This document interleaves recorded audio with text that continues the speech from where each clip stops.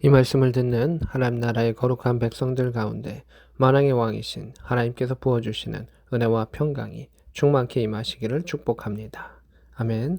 오늘 말씀 보겠습니다. 마가복음 5장입니다. 5장 1절입니다.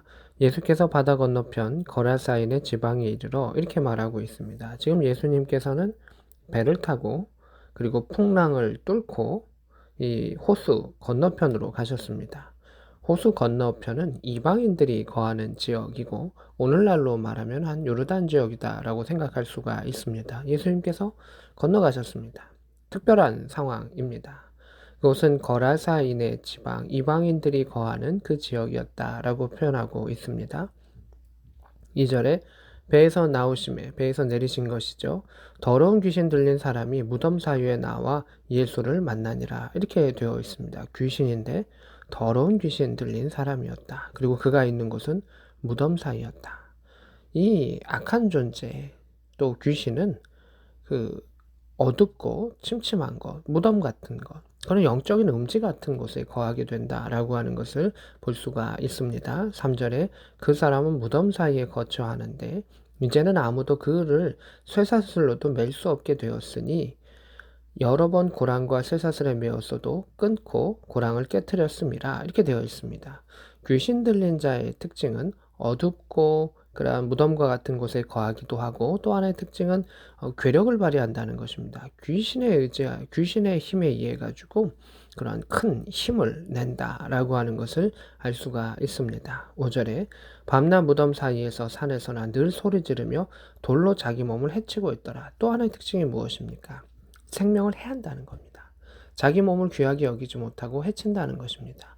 하나님 주시는 몸과 생명은 귀한 거고 소중한 것이고 잘 가꾸어야 되는 것이죠. 귀신은 그게 싫은 겁니다. 사람의 몸을 해하게 하고 죽게 하고 또 상하게 하는 것. 그 귀신의 그런 하는 일들이다라고 하는 것입니다. 6절입니다. 그가 멀리서 예수를 보고 달려와 절하며 어둠의 영도 예수의 앞에 굴복할 수밖에 없는 상황입니다. 7절입니다. 큰 소리로 부르짖어 말합니다. 지극히 높으신 하나님의 아들 예수여. 이 예수님의 존재를 이렇게 표현하는 것이죠. 지극히 높으신 하나님의 아들 이 예수님.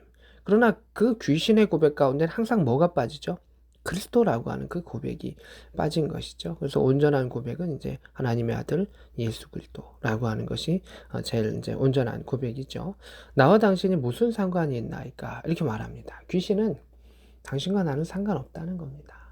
지극히 높으신 이도 나와 상관없는 것이고 천지를 창조하신 이도 나와 상관없는 것입니다. 자신의 구주가 아니기 때문입니다.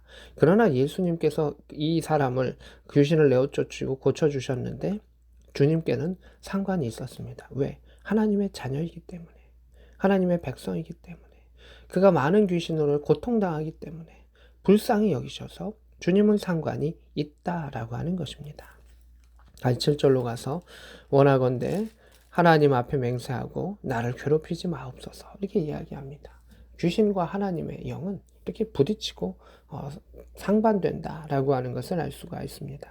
8절에 예수께서 그에게 이르시기를 더러운 귀신아 그 사람에게서 나오라 하셨습니다. 예수님께서 명령하신 것이죠. 9절에 또한 내 이름이 무엇이냐 이르되 내 이름은 군대니 우리가 많음이라.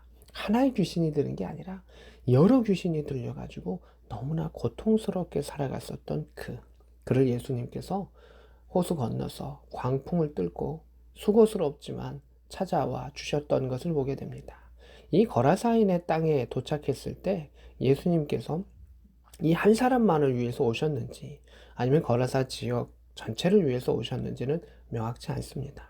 그러나 주님은 그를 찾아오셨고 그 수고로움을 행하셨고 그를 고쳐주셨던 것을 보게 됩니다.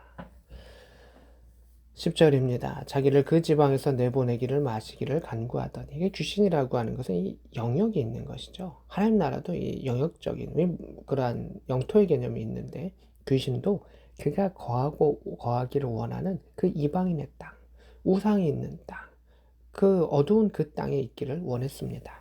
11절에 마침 거기 돼지의 큰 떼가 산 곁에서 먹고 있는지라 우리를 돼지에게로 들어가게 하옵소서라고 해서 13절에 허락하신데 더러운 귀신이 나와서 돼지에게로 들어가였다. 거의 2,000마리나 되는 떼가 바다로 향하여 비탈로 내리달았다. 바다에서 몰살하였다. 이렇게 되어 있습니다. 귀신의 또 다른 특징이죠. 그 생명을 갖고 있는 것들을 죽게 만들려고 하는 것이 있고, 그 돼지 안에 들어갔고 2,000마리나 된 돼지가 죽었습니다. 그 군대 귀신이 2,000마리나 되었다라고 생각해 볼 수가 있는 거죠. 그 이상이 되었다고 볼 수도 있는 것인데 죽음으로 내닫게 했던 것을 보게 됩니다. 15절입니다. 예수께서 그 귀신 들렸던 자, 곧 군대 귀신 집혔던 자가 옷을 입고 정신이 온전해진 것을 사람들이 보고 두려워하였다. 이렇게 되어 있습니다.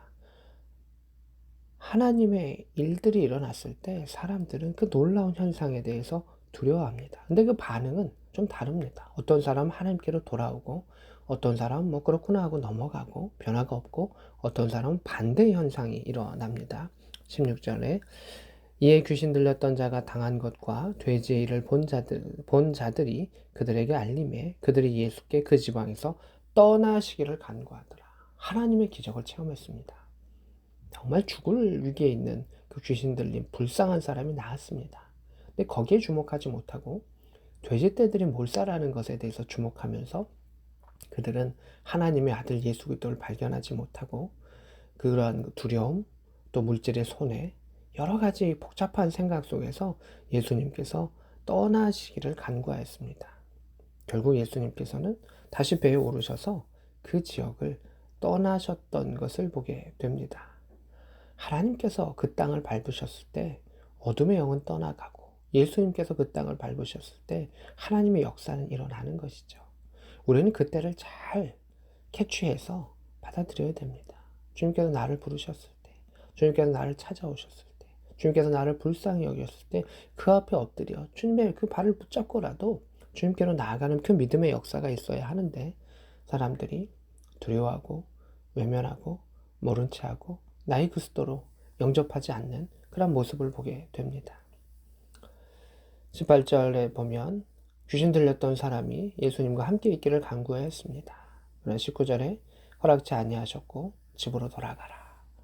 또한 내가 너를 불쌍히 여긴 것을, 또 이 큰 일을 행한 것을 너희 가족에게 알리라. 내가 이렇게 말씀하셨던 것을 보게 됩니다. 그래서 예수님께서는 나를 따르라 직접적으로 제자들로 요청하신 것이 있고, 이 사람처럼 그 하나님의 은혜를 가지고 파송하셔서 그 사명을 감당케 하신 것이 있는데, 이 사람은 그 사명을 파송으로 감당케 하셨던 것을 보게 됩니다. 20절에 그가 가서 예수께서 자기가 어떠한 큰일을 행하셨는지 데가볼리, 그 이방인의 지역이죠. 여러 도시가 함께 있었던 그 도시에 전파하니 모든 사람이 놀랍게 여기더라. 이렇게 말하고 있습니다. 그래서 예수님께서는 그 한 사람을 불쌍히 여기셔서 그 이방 땅을 찾아가시고 또 하나님의 은혜를 이루셨던 것을 보게 됩니다. 또한 그 이방 땅에 하나님의 아들 예수 그리스도를 더 체험할 수 있었으나 결국 예수님을 받아들이지 못하는 다수의 사람들을 통해서 예수님께서는 다시금 갈릴리 호수 이편으로 저편으로 또 원래 계시던 곳으로 넘어가셨던 것을 보게 됩니다. 하나님은 우리를 불쌍히 여기셔서 찾아와 주십니다. 그때의 주 앞에 우리가 엎드릴 수 있기를 원하고, 하나님이 찾아오셨던 그 기회를 놓치지 않기를 원합니다. 말씀의 은혜는 늘 있는 것이 아닙니다. 날마다 주시는 것이지만 당연한 것이 아닙니다. 주님께서 성령으로 내게 찾아와 주셨을 때 겸손한 마음으로 엎드리고 주의 그 말씀 앞에 받아들이며 나아갔을 때 하나님께서 우리를 사용하시는 자리 가운데 귀하게 쓰임받으며 그 사용하셨던 것들 가운데 하늘의 상급이 있을 수 있는 복된 저와 여러분 될 수 있기를 우리 구주 예수 그리스도의 이름으로 축복합니다. 아멘.